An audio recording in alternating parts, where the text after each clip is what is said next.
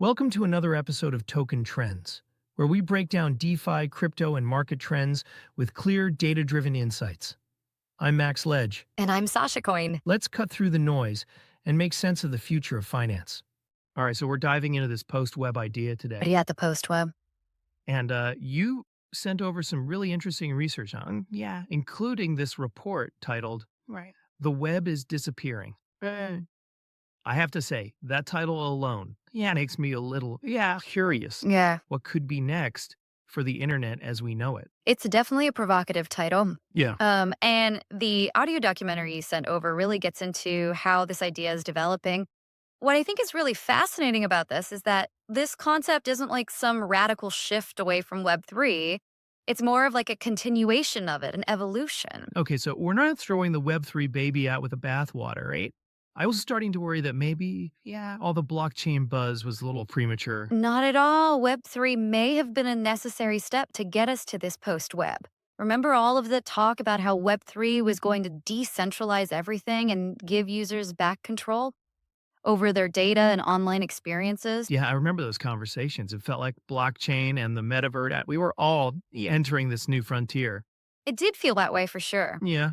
But the key takeaway here is that the real impact of Web3 might not have been those user-facing interfaces or applications that we were also excited about. It might have actually been the underlying technology. To all the hype around NFTs and DAOs, that was just the tip of the iceberg. Yeah, the tip of the iceberg. The real innovation was happening kind of behind the scenes. In the back end. Yeah, in the back end. Things like blockchain and smart contracts, they weren't really designed for humans to directly interact with. They're complicated systems operating on a level that's more machine readable than human friendly. Yeah, that makes sense. I've tried to wrap my head around smart contracts. And sometimes it feels like I'm deciphering ancient hieroglyphics. Exactly. And that's where this whole post web idea starts to make a lot of sense. Web3 built a foundation with its back end revolution, and AI is coming in now with the post web to bridge the gap between those complex systems and us, the users. So AI becomes the translator. Yeah. It makes this complex, decentralized world that Web3 built accessible to normal people. Yeah, exactly. Think of it this way. We all have this power and potential with Web3 right at our fingertips. But it was locked behind all of these complex technical barriers.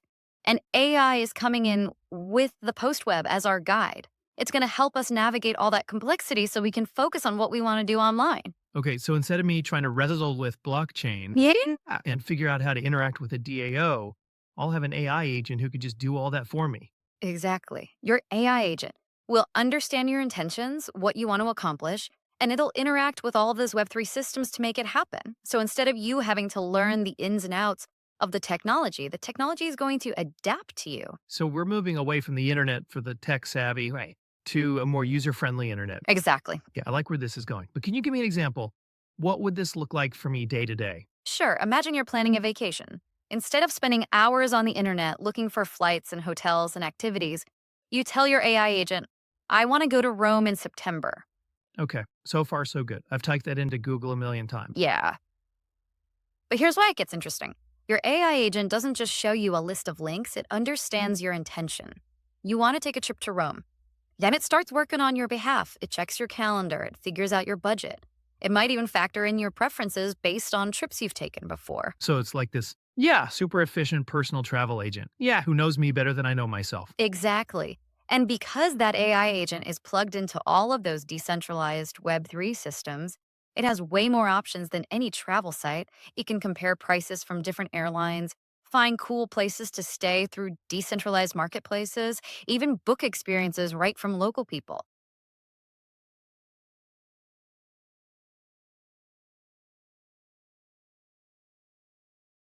That's a great question.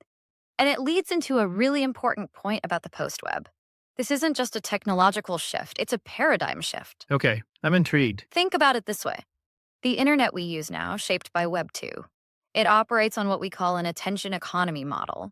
Companies are all competing for your attention. They're vying for your eyeballs and your clicks. Yeah, I feel that every time I open social media or I try to read an article, it's just like a constant barrage of ads and distractions. Exactly. But the post web, with its AI agents and decentralized systems, it shifts the focus from attention to intention.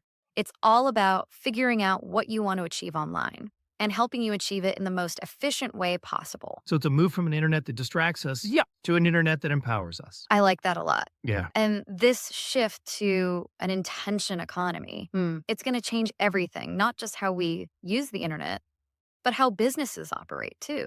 If we have Web3, which laid the groundwork with its decentralized technology, and then AI comes in and makes that technology, yeah, accessible and user friendly, which leads us to this new intention economy. Okay, it's all starting to make sense. Precisely. And this post web, driven by intention and powered by AI, it's further defined by some other key characteristics that really set it apart from the internet we use today. All right, I'm all ears. What makes this post web so unique?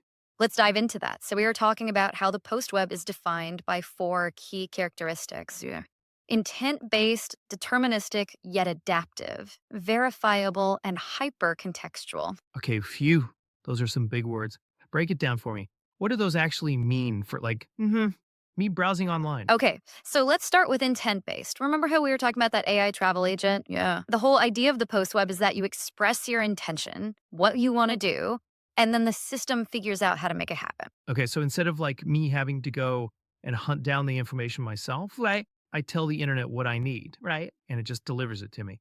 That does sound a lot more user friendly. Exactly. And that leads into the next characteristic, deterministic yet adaptive. Deterministic might sound a little technical, but what it really means is that things are reliable and predictable. Think about a blockchain.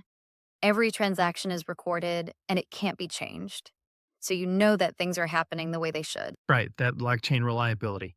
But what about the adaptive part? How do those two things work together? That's where AI comes in. So while the underlying systems are really reliable, they also have to be flexible enough to respond to you and to your needs and your preferences. So your AI agent, it works within those reliable systems, but it can also adapt its approach based on, your feedback. Your past behavior even changes in like the environment. Okay, so it's like a well oiled machine. Yeah. They can still adjust and personalize itself to me. I like this post web more and more. What about verifiable? Don't we already have that now? Like fact checking websites? Verifiable in the post web is totally different. Remember, we're building this all on that decentralized foundation that Web3 gave us. So every interaction, every transaction, every piece of data, it's all recorded on a distributed ledger. That makes it transparent and auditable. So, So, like, like, no more shady business deals or hidden agendas. Right. Everything's out in the open. pretty much, yeah, you can actually trace the origin of information, see if it's authentic, and even hold people accountable. It creates a whole new level of trust online. That's a breath of fresh air. Yeah. With all the misinformation that out there. Okay, last one. Hyper contextual. What does that even mean? This is where the post web gets really exciting. Imagine an internet that doesn't just understand what you want to do, but it understands the context around that intention. It knows where you are, what you're doing, what you've liked in the past, maybe even how you're feeling. Whoa. Okay, that's a lot of information. Isn't that kind of invasive? That's a good point, and something that we have to consider as this develops.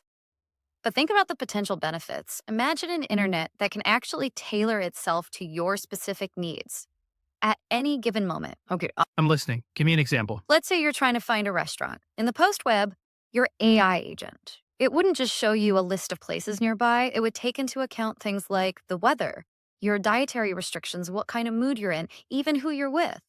So if I'm feeling adventurous, yeah, might suggest I try that new Ethiopian place. Exactly. If I'm just tired and want some comfort food, right, it'll just recommend my favorite pizza place. Exactly. It's all about creating this really personalized experience that adapts to you in real time. And that hyper contextualization, it goes way beyond just search results. It impacts everything: what content you see, what services are offered, even how you interact with the web itself. Okay, that's pretty mind blowing. Yeah, but if AI is taking care of all of this complexity behind the scenes, what's left for us humans to do online? Is this the end of the web as we know it? That's a great question.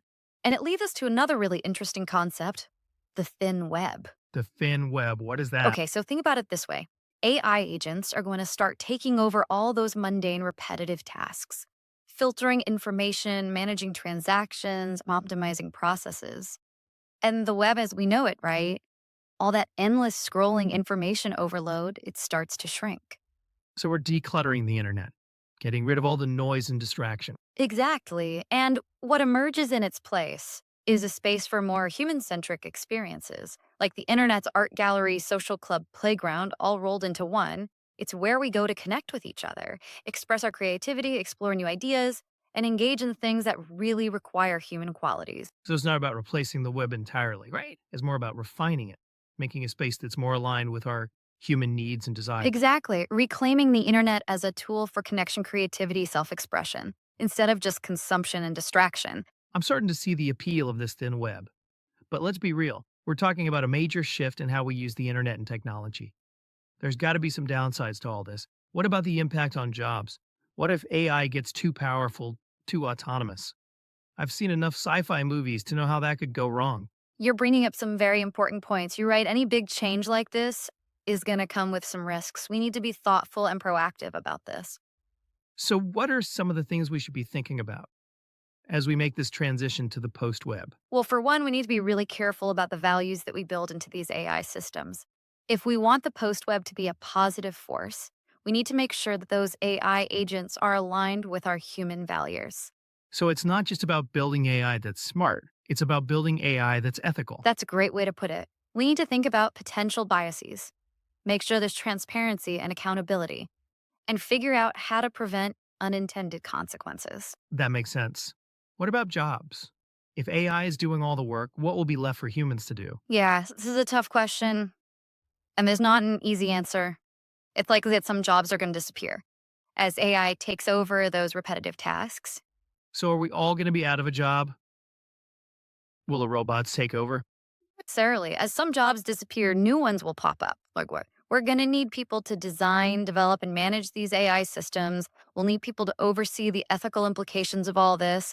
And we'll need people to focus on things that AI can't do. Things like creativity, empathy, critical thinking, problem solving. So, we're not just recreating people for new tech jobs, we're talking about nurturing those human skills that are going to become even more important in an AI driven world. Exactly.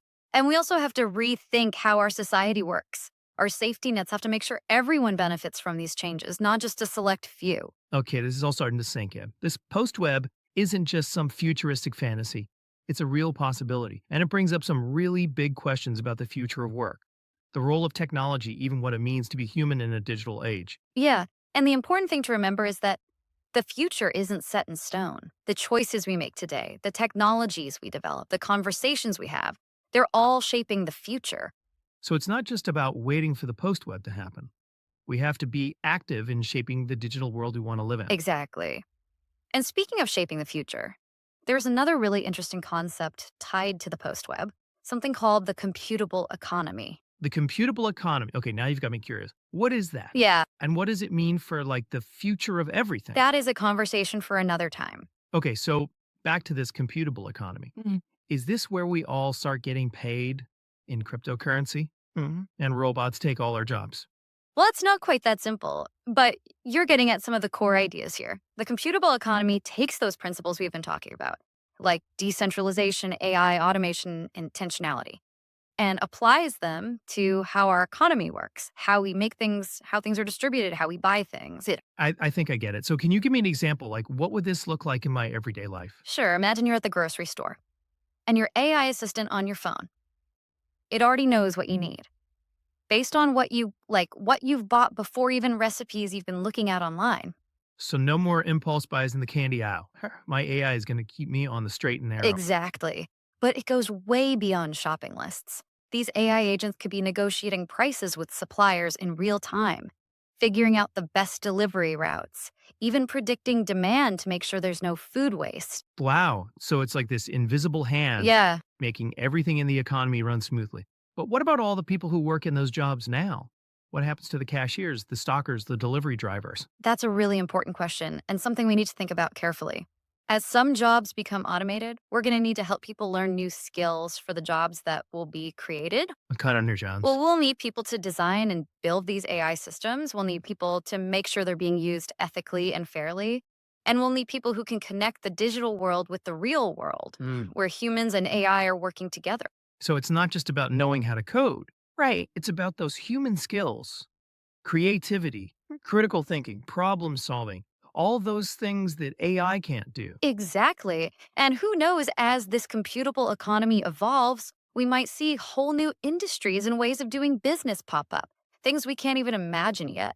Just like when the internet first started, nobody predicted things like e commerce or social media or the gig So economy. there are some potential benefits to all this, yeah, but also some challenges, like with any big technological change. Right. But if we do this right, if we think about the ethics and make sure everyone benefits, this computable economy could really change things for the better, make our lives easier, more efficient, maybe even more sustainable. It could also give people more control over their own economic lives. Imagine a world where you can earn money from your data, your skills, your creativity directly through decentralized platforms, without needing big companies or banks to be involved. So we're not just talking about automating the way things work now, right? We're talking about creating new opportunities for people. Like, Exactly. The computable economy, built on this post web foundation, it has the power to completely change how we think about work and value and our place in the wow, it's world. a lot to process, but also really exciting to think about.